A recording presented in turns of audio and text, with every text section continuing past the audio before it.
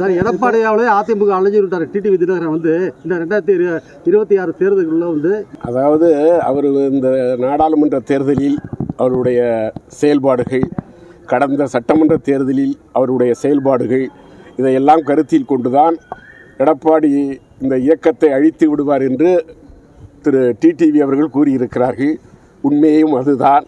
21 நாங்கள் போய் அம்மா மக்கள் முன்னேற்றக் கழகம், தேசிய முற்போக்கு திராவிட கழகத்தை கூட்டணியில் சேர்க்க வேண்டும் என்று வற்புறுத்தினோம். நானும் அண்ணன் நத்தம் விஸ்வநாதன் அவர்களும்.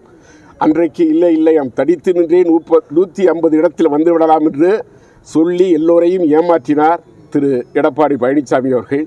அதுபோல நாடாளுமன்ற தேர்தலிலும் பெரிய மகா கூட்டணி வரும், நாம் 40% மேல் பெற்றுவிடலாம் என்று சொல்லி இன்றைக்கு 20% வருகிற அளவிற்கு இந்த இயக்கத்தை ஒரு மோசமான நிலைக்கு கொண்டு வந்து விட்டார். அதை நினைத்து அவர் சொல்லியிருப்பார்.